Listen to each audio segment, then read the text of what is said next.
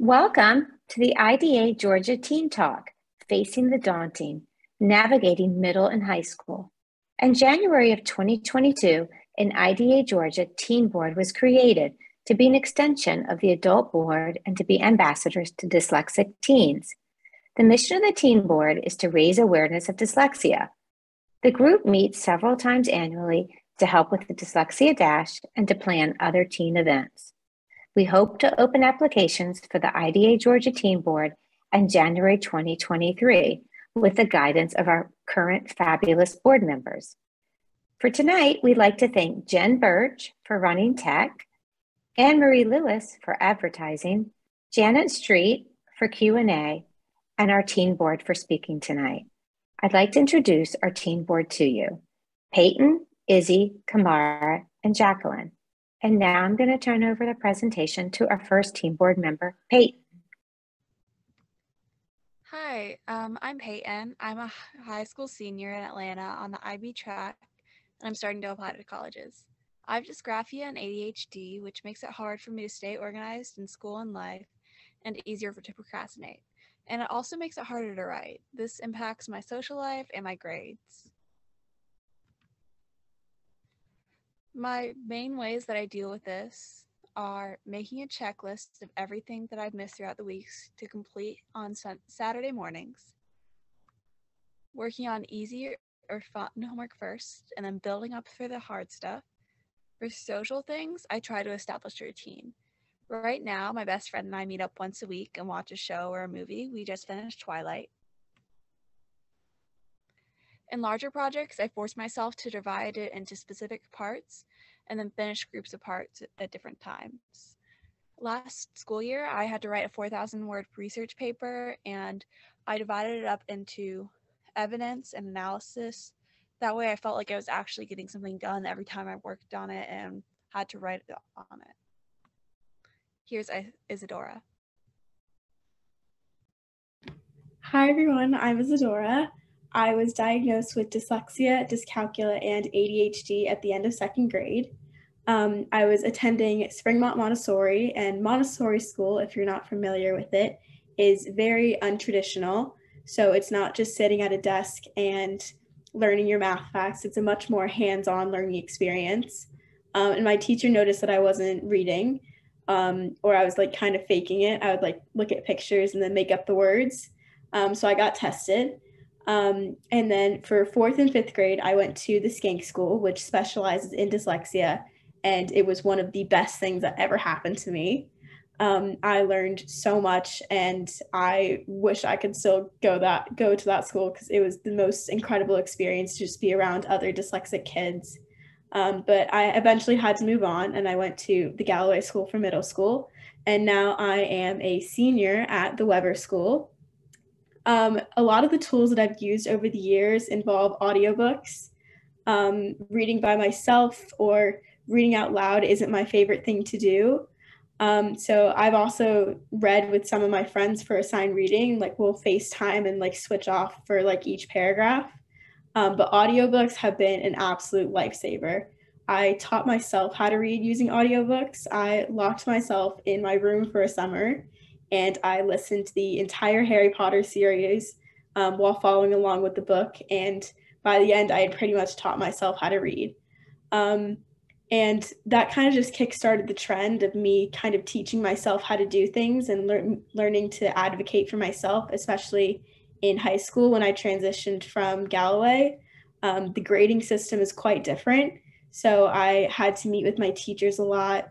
And I went to office hours. You can ask any of my freshman year teachers. I was always emailing them, asking questions, and they really, really appreciate it. And they're much more gracious when it comes to grading because they know that you're really, really trying.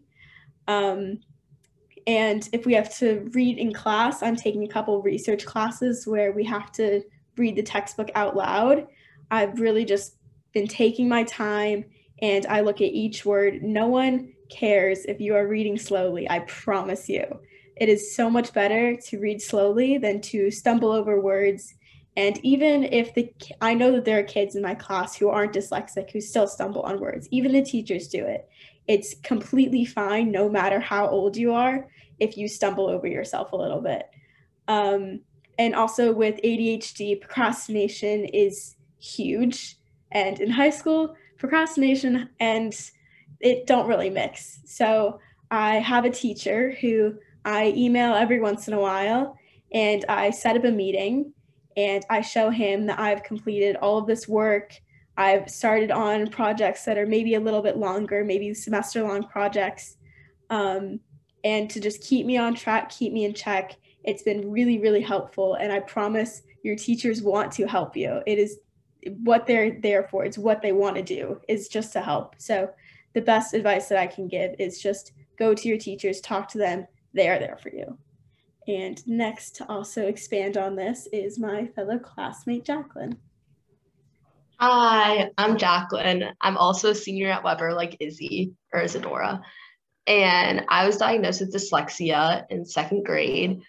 I went to Davis from K through 8th grade, and they actually have a separate program where if you learn a little bit differently, you can go to a separate English class. So I went to that English class and I learned better learning and reading strategies and how to really manage my dyslexia to the fullest. So but from 2nd to 5th grade, I did that. And then I had eventually learned enough strategies of how to read on my own and how to keep up and stay on top of my work and I guess fit in with the rest of my classmates at their level.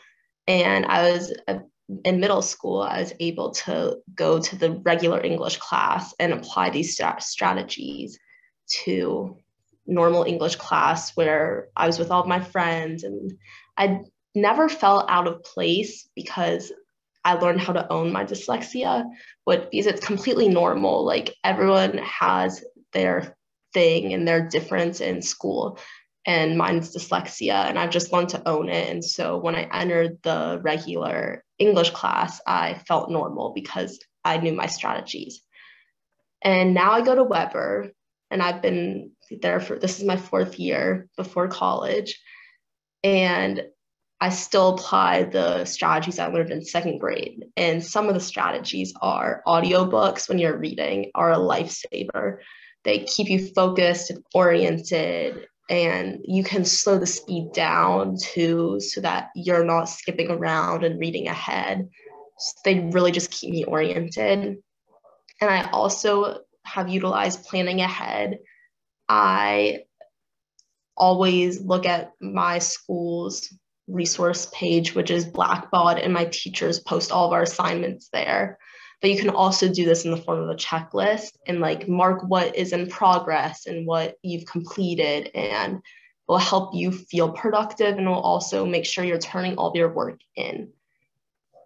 And you have to study in advance in high school because your English teacher might not be talking to your math teacher about if you guys have a test on the same day. So you have to make sure you're looking ahead, making sure that you have enough time to study both of the subjects, because it's completely manageable. You just have to give yourself time. I always annotate my books because you cannot not annotate books in high school. You're constantly referring to the text, and you have to have the surface level understanding, which is harder with dyslexia. So the audiobook helps me slow down and annotate and really stay on top of my reading. I really benefit from repetition, whether that's meeting with teachers outside of class so they can go over any questions I have. And I'll study with friends, and they'll read my notes out to me, and I'll quiz them and they'll quiz me on new material.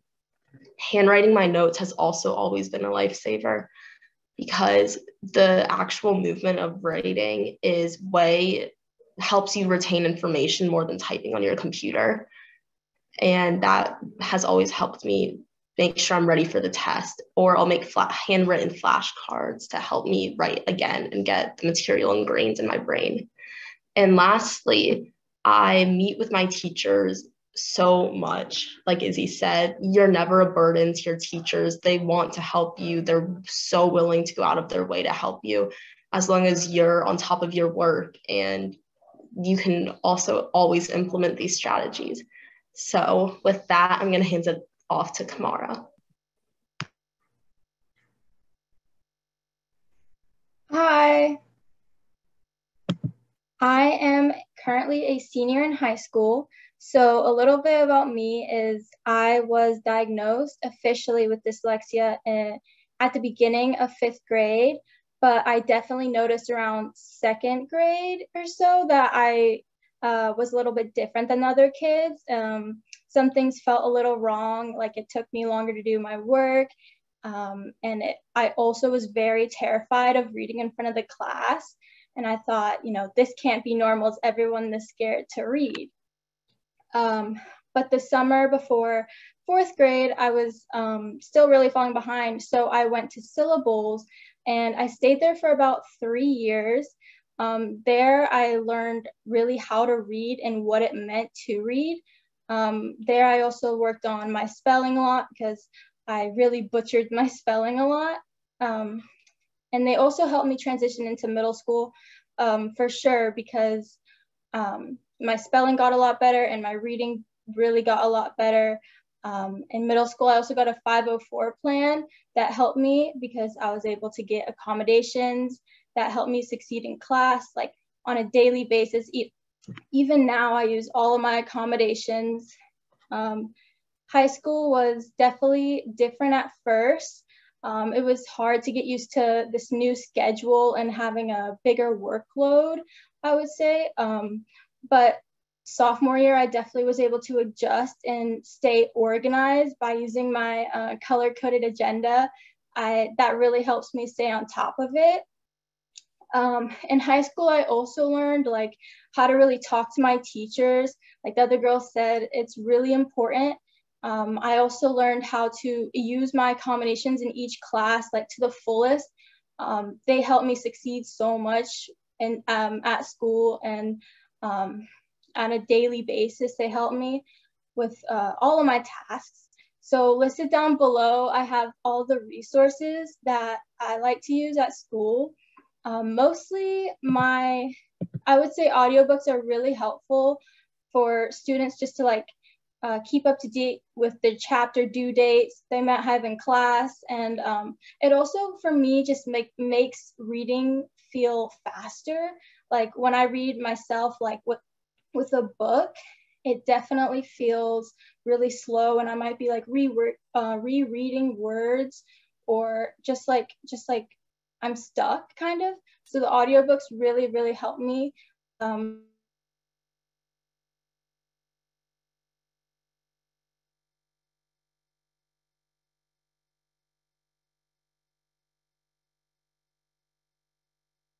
all of my grammar mistakes as well, adding commas and periods, stuff like that. I also use a lot of highlighters to annotate my books. It's really, really helpful. I'm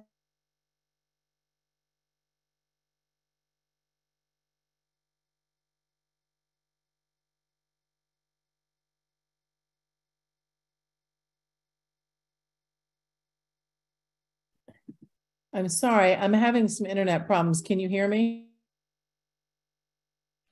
Yes, we can hear you, Janet. I think it's Kahmara's internet.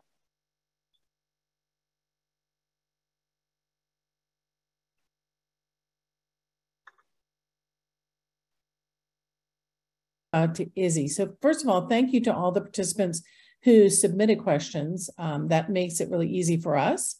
The first question is, how do you manage your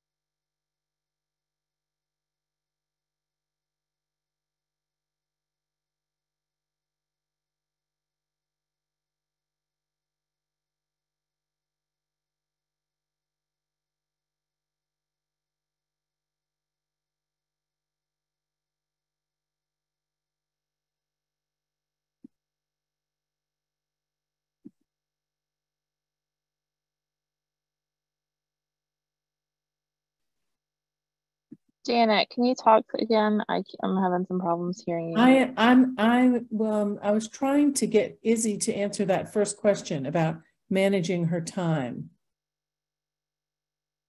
Can you hear me, Jen? I can hear you. Okay, we have Izzy back. I think we're good now. Okay. Sorry about that, guys. Little technical difficulties. If all the teams can show us your video. There we go. All right, let's try this. Take two. All right, Janet, can you ask that question again, and we will go from there. All right, thanks, Jen. First question, Izzy's going to tackle this one. How do you manage your time? I have had issues with time management in the past, and I think a lot of the skills that I've acquired have just like come with experience. What I've been using since my freshman year of high school is I have a running Google document. Like Jaclyn said, we also have Blackboard, which has like the to-do list, but I more have it in a way where it's set up where it's all my classes in order. If I have an assignment due that night, then I'll highlight it in yellow and I'll make sure that that gets done. And then there's like another little line that says other. So in that line currently, I know that I have a meeting with my college counselor at 8:30 on Monday. So until something is done, it does not get deleted off the list. And it is updated every day after every class. And if it's not, it's every single assignment is always, always, always on the to-do list. And also, like I said, meeting with that one teacher who makes sure that I have all my work done. And Blackboard is really, really a lifesaver because, like Jaclyn said, it has the progress part. So if I check completed, then it's out of my brain. I know that I did it, and I don't have to double check and guess if I did anything. And having like a reminder that it is done is how I am able to manage my time a little bit better. And since I have all the dates on there, it's really helpful. That's super cool. Thank you for explaining that. Okay, I'm going to read this next one. What are the best tools you found for managing multiple classes, multiple subjects, multiple assignments for students with working memory deficits? Is there a specific planner that you use to manage assignments? And I'm going to throw this one out to Kahmara first. Hi, so to manage my schedule and due dates in high school, I use my color-coded agenda. So at the beginning of each year, I'll pick a color for each subject or class that I'm taking, and I'll stick to that color the whole year. And I'll fill in, like my agenda has lines, so I'll fill in the line of everything that I need to do in that color so that I know which class I'm doing what assignment for.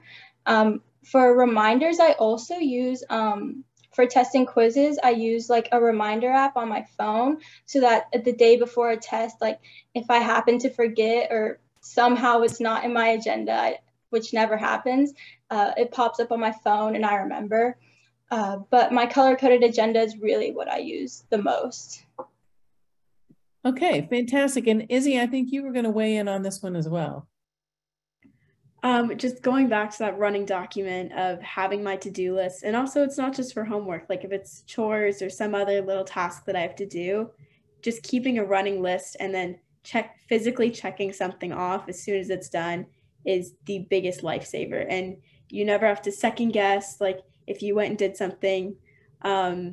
Also just other reminders about stuff. I know that when I straighten my hair, I'm always so worried that I left my straightener plugged in. This is another memory thing. So I'll take a picture of the unplugged straightener just to make sure I did it. So it's a lot of just checking things off like all the time and having a physical reminder of it.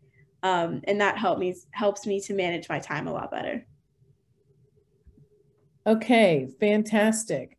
I just noticed in the comments it says we can see participants, but there's no audio. I hope that's not the case. If it is, could somebody please type it in the chat again? Okay, moving on. How do you advocate for your accommodations? This is a really good one, really important one. What accommodations are the most useful to you? I'm going to throw this one out to Peyton first. Yeah, so I have a 504 and I get time and a half on tests and just extended time in general on all assignments. that really helps me out a lot with like being able to plan when I'm going to do things and make that work with my schedule before it works with my grade schedule, and not being too stressed over that. And I advocate for myself by printing out my 504, and I just keep it in a folder in my backpack so that if a teacher has a problem with it or don't have an updated version, then I'm able to provide that and we can talk about it from there. Also, just introducing myself and what like accommodations I have and how we're going to work with that throughout school year, like the first class or after the first day. Thank you. That's fantastic. I love the idea of having your 504 in your back pocket. That's brilliant. Kahmara, I think you were going to answer this one as well. Yeah, so I advocate for my accommodations by telling my teachers what I need ahead of time and making sure that they're aware of all of my accommodations in the beginning of the school year so that there's no confusion later on. It's also just very important to communicate with your teachers in general, because if there's something you need or you feel like you aren't getting in class, you have to be the one to ask for it, because no one is really going to do it for you. The accommodations I like to use the most are my extended time on my testing quizzes. Another accommodation I like is getting a copy of the notes ahead of time in all my classes, just so that I know I don't miss anything. I also like my small group testing just because there's less distractions, and being in a smaller environment when I'm testing helps me focus a lot. So those are the accommodations I like and how I go about my accommodations. Okay, fantastic. Thank you. Jaclyn, I think you were going to answer this next one. What can teachers do to help non-readers or kids struggling to read? The best reading trick is audiobooks and annotating your books. Everything about an audiobook is amazing. You can change the speed, make it faster, slower. You can even like change the voice sometimes depending on the audiobook. And that's really the best piece of advice I can give you. You can even make textbooks read to you. Depending on your computer, you can highlight the text and it will read to you if you need the textbook edition. And that's the best piece of advice I can get. I want to follow up with that one real quick. I like that you said annotating a book. And when you say that, is there a particular format you use? Do you just mean taking notes in the margins? What exactly does that look like for you? Personally, one of my teachers gave me this piece of advice. I highlight every name possible, that if it's a main character, and if it seems like a major event, I'll like put a bracket around it and put a star next to it, or I'll put at the end of each chapter, I'll put a little tiny 2-sentence chapter summary so I can flip through the book easily and be like, oh, that was that chapter. That's great. It makes it easier to go right back to where you read that material. I think that's a really great suggestion. Okay, so moving on, Kahmara is going to take number 5. How do you deal with social or friend pressure? How do you deal with not being able to read or do other things in the same way as your peers? Me personally, I would say it's definitely hard dealing with the social pressures. For example, when I have to leave the classroom and go take my testing quiz in a different room, it's kind of something that you just have to get used to and accept and know that you learn differently and you have to do things differently. And I would say it took me a while to openly accept the fact that I was dyslexic and learn differently than my friends and classmates, because no one wants to be told that they're different, you know. But once you're able to see that everyone is good and not so good at different things, you know, you might be better reader or speller in the class. You might not be the best reader or speller in the class, but you might be the best baker. You might be the best at a certain sport in the class. So everyone has their own strengths. That's how I like to look at it. Lastly, I do want to add that there's a big confidence aspect to dyslexia. And once you're able to look at dyslexia as a personal trait or characteristic instead of like a limitation or disability. It can totally change your mentality around being dyslexic. So that's how I go about it. I love that. Thank you. And Peyton, did you want to add something to that? Oh, I was talking about earlier with, I think Jaclyn covered it pretty well, but. Okay, I'm sorry. I just saw your note. Sorry. In annotating, I like to write like something that I'll remember. Like if something that I will need later, like if an event happened, I'll write my reaction to it. Like, are you serious? Or just like something emotional to help me like tie to that event and remember it in order. That makes sense. Okay. Next one, I think Jaclyn was going to try. How do you navigate writing college essays? So I'm beginning the college essay and college application process as a senior. And my school gives us the opportunity at the end of senior year or junior year, we actually wrote our Common App essay, and my English teacher helped me because we were post AP exam, but even other teachers did this too. And you're really just trying to focus on you and trying to portray your personality through the essay. You're not trying to use fancy words to make the colleges impressed. You're really just trying to be like, that when you read this essay, this is who I am, because they're never really meeting you. And everyone should be less pressured about how good the essay sounds and more concerned about if their personality shows through. I think that's a really good point. I once heard a college admissions person talk about how many of the essays sound the same because they're trying to impress, as opposed to really just talk about who they authentically are. So I think that's a really good take on it. Okay, fantastic. Let's start with Peyton on this next one. Which is better, in your opinion, to take, the SAT or the ACT? How do you navigate taking these tests, and how do you navigate AP and IB classes? So Peyton, you want to take that one? That's a mouthful. Okay. So I personally believe that the SAT is better to take because in the ACT, there's a lot of like really exact reading questions, like where it'll want you to remember every specific thing, and I can't get that. However, I do a lot better in the SAT because it just wants you to try and think about what you read, and you can always go back to it, and you have enough time to do so. And then for AP tests and IB tests, I think that in IB they have some really great, like they give you all the materials from the year before. So for my IB business exam, I really focused on just redoing and retaking old tests along with reviewing all my notes for that class. And then in AP tests, I think that I would just practice the material. Mm-hmm. Okay, fantastic. Kahmara, did you want to add to that? Yeah, so I personally chose to take the ACT just because when I took the SAT versus the ACT, I thought that I could just perform better on the ACT. The SAT felt way longer to me. And since I get extended time on my ACT sections, it doesn't feel as rushed, the ACT for me. I also like that you can use the calculator the whole time on the ACT. That was really helpful for me.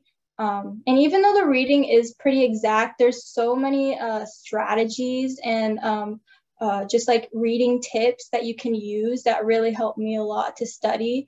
I'd also say if you're going to study for the ACT, just focus, and SAT, just focus like dedicated hours each day that you know you can commit to study, and create your personal study plan, because that's what like helped me get through the ACT studying. So make a plan and stick to it. Yeah. Okay, that sounds like a winning strategy, always. Okay, Jaclyn, I like this one for the families who are listening. What can family members and parents do to be most supportive? Jaclyn.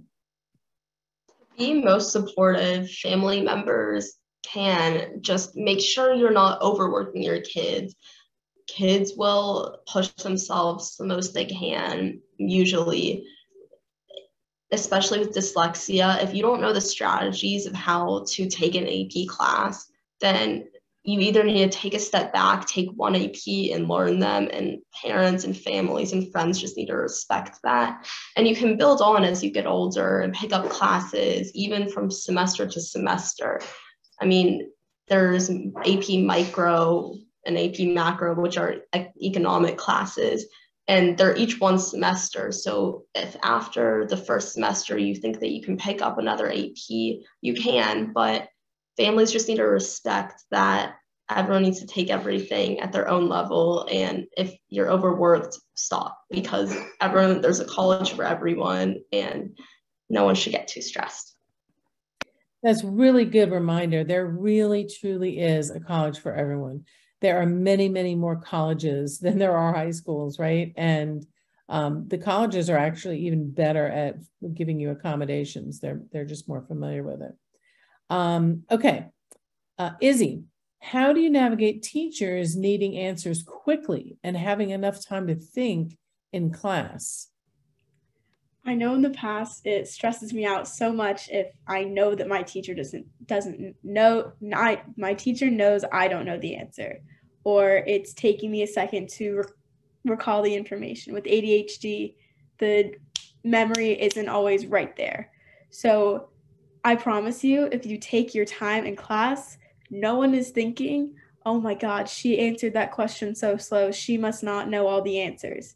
I promise you that no one thinks that. Everyone is more worried about themselves. The teacher does not notice if you take an extra 5 seconds to calm yourself down, then recall the answer, and that's it. Especially with like reading or in math class, especially, if I need a second to work it out on my own, you take that second for yourself and you answer more confidently.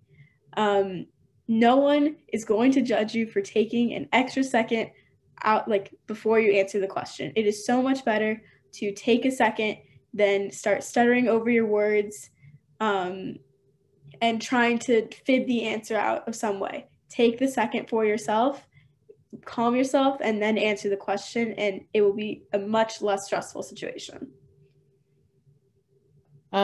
Fantastic. Thank you. And I really agree with that. Last one I'm going to do before we open it up to some of the great questions that have come into the chat is one that everybody's going to take a stab at. And that is, what are your plans for the future in terms of academics or jobs that would be good for dyslexic thinkers? Let's start with Izzy. Why don't you go ahead and start? I know for a fact in college that I want to at least minor in psychology. That was one of my favorite classes I took last year, was AP Psychology. And I'm not totally sure what I want to do with my life. I really am interested in occupational and physical therapy. And I'm also really interested in space. So somehow combining those two, the absolute dream is to be an astronaut physical therapist. So it's definitely more of a hands-on job and less of like a reading math kind of job. I think that most dyslexics agree that they like to do more hands-on kind of work and not like a 9-to-5 kind of thing. So I definitely think that in the future, I want to have more of a hands-on job, and it's subject to change, but I think that that kind of job where getting to work with people and less working individually is what I'm going to want to do. All right, fantastic. Kahmara, did you want to tackle that one next? Sure. So job-wise in the future, I think I want to do something in the business area just because I was a part of 3DE the last 4 years in high school. So if you guys don't know what 3DE is, it's like a business program where you learn different business skills and you meet with different companies within Georgia, and it's pretty cool. So I'm thinking maybe something around there, maybe accounting or finance or something entrepreneur, maybe just because I like to be creative sometimes. So we'll see. I'm not for sure in any category, but that's what I'm thinking so far. Okay, excellent. Jaclyn. I am honestly just focusing on getting through the semester and applying to colleges because that is a job within itself. But I know for a fact that I will want a hands-on job in the future. I've always been interested in biology and chemistry, so maybe something medical, but it could change 1,000 times between now and when I go to college. I really like hearing you guys say it could change 1,000 times. That's absolutely true. So just embrace that, and it's fine if it does change. Good for you. Peyton, how about you? So I completely was not sure what I wanted to do before like the summer, but then I took an internship at a construction company, and now I think I really want to go into either civil engineering or construction management because I just loved seeing what people did there, and I want to do that someday. Very cool. I would just add 2 tips, having raised a couple of kids of my own. I think that you always would be brilliant to do an internship, shadow somebody, see what the day-to-day job looks like, because you may have an idea of what the day-to-day job is, and it might be entirely different. So those are awesome. Okay, we had some really great add-on questions that I'm just going to throw out, and maybe raise your hand, and I'll call on you if you want to be the one to answer this. One of them is, what AP classes do you feel are dyslexic friendly? I love this question. Anybody feel like they have one that they feel like is a little friendlier for dyslexics? Jaclyn. I feel like with dyslexia, anything project-based is helpful, and that usually is English. So AP Lang is a very hard AP class, but it is all essay based. If I never had a test in it, depending from school to school, you might, but it is definitely a project-based AP and something to look into if you like that. Interesting. Anybody else have? Yeah, Izzy. I took AP Psychology last year. I think it's one of the easier APs to study for. A lot of it is vocabulary, and a lot of it sounds similar, and it's scary at first. But I would study a lot with my friends, and I would draw pictures in my notes with graphs, and I would have like different tricks for remembering things, especially with like parts of the brain. A lot of them sound like very similar. It's like hippocampus and also hypothalamus. A lot of them sound very similar, but there are a lot of little tricks that I used to remember the difference. And when I would study for tests, we would have the exact units of what our test would be on and the exact vocabulary that would be on that test. So in class, we would make little pictures of each vocabulary word, and whatever we associate with that word, it would come right back to me during the test. It's scary a little bit because it's mostly vocabulary, but the content to me was really, really interesting. And just little tricks and drawing is so, so helpful with that class. And I ended up doing pretty well on the AP exam as well. So I think that could be one of the more friendlier ones if you've tricks for working on your memory. Okay, fantastic. I'm going to move on to a couple of others. I really like this one. What do you see as your strengths as a dyslexic person? That's maybe a little bit harder to think about, isn't it? Anybody want to volunteer for that one? Go ahead, Kahmara. So I would say, personally, my strength is the fact that I do think differently because, you approach ideas differently, you look at writing differently, you approach situations differently. And in my personal belief, I think I approach it more creatively. So I kind of look at the bigger picture than just like what's right in front of me. So I would say that's a strength. Like thinking differently than your peers, I think is an overall strength to dyslexia. Yeah, that's a good one. Anybody else want to add something to that? Something different? Yeah, Izzy. With dyslexia and having to learn to advocate for myself really young, like 6th grade, I think it also helped me a lot with leadership qualities. I learned to really be able to speak up for myself and talk to teachers, talk to coaches. And going into high school, because I had those skills that I learned so early on, I was able to take on like student government and cheerleading captain and all these other little leadership things that because I learned how to advocate and talk to adults like by myself when I was younger. The best thing that you can do is learn to be an advocate for yourself. And without dyslexia, I don't think that I would have like the kind of confidence that I have talking to adults now. That's fantastic. Okay. Couple more great questions. Thank you for adding these, guys. How about foreign language? Which one did you take? And which one do you feel like is maybe best for dyslexic learners? Peyton, is your hand up? Yeah, how about Peyton? So I took Arabic and I've been taking it since 9th grade.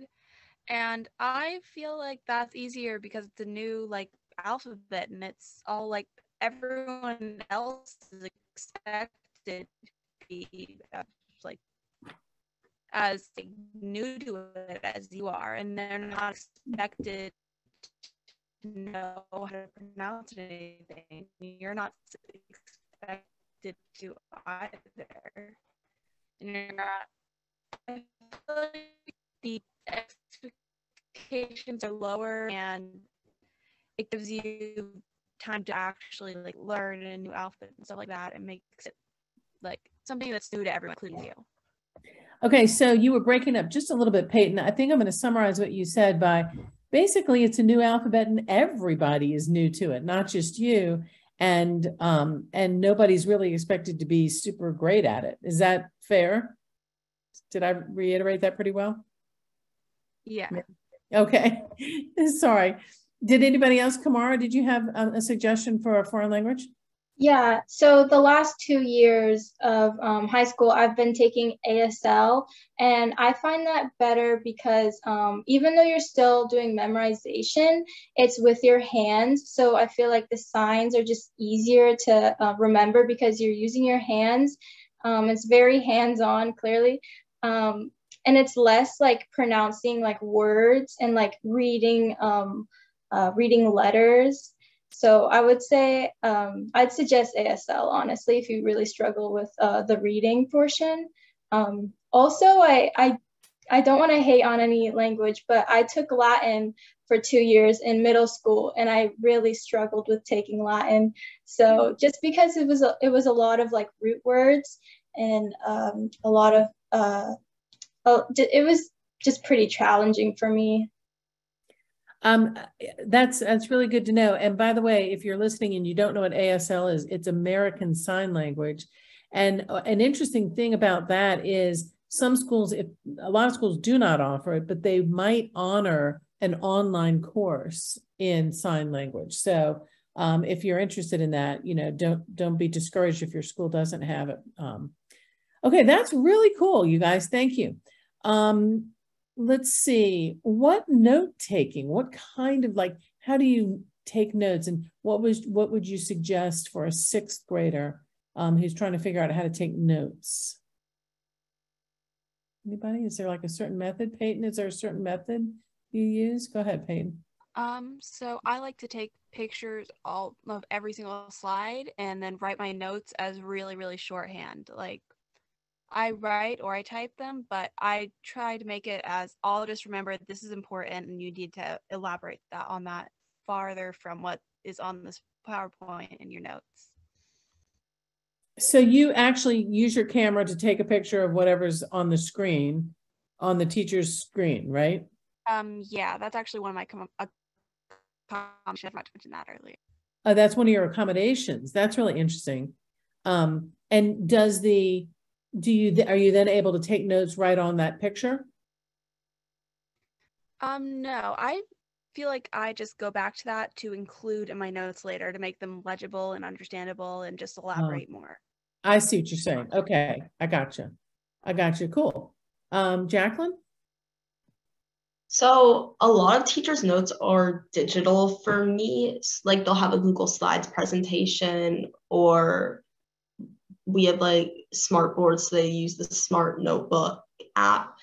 And sometimes I'll just write down the main idea and then just tiny little one-word bullet points underneath.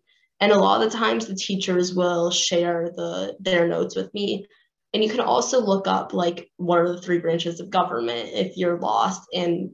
But as long as you have the key phrases written down, you're really never going to be that lost, because with the textbook, book, and the internet and the teacher, you should feel pretty safe. I like how you said ask the teacher for the notes. I mean, even if it's not one of your accommodations, it can't hurt. I think you guys made a great point earlier that the teachers really just want to help you, you know, so that's excellent. Go ahead, Izzy. Last thing, if it's for like more of middle school and less with high school, because I know that a lot of kids aren't allowed to have their phones or maybe don't have one to take pictures. If you ask the teacher for the notes before or after, and before or after class, most like 99% of the time, they will give it to you. I do a lot of my notes in bullet point, especially when I was in middle school. And also, I would love to draw pictures in my notes. It makes so much more sense to me. And even if like we're going through and they're like clicking through really fast, or they're just going really fast in general, it's okay. You finish your thought and you leave a little space and you're like, okay, I'll come back to it. And also highlighting stuff is really, really helpful. And reading over your notes every night or every couple of nights just to make sure you're really getting the information. Especially in middle school, that's what I would do. I'd read over my notes all the time. Pictures and colors are so helpful, especially in middle school. I cannot say that enough. So those are my kind of tips for what I did when I was in middle school. I love it. I love it. Okay. Well, those were all the questions I had. I believe, Amelia, were you going to add on to that? Nope, that was it. That was all the questions we had for tonight. Okay. All right. Am I closing us up at this point? Yeah, I can finish this out.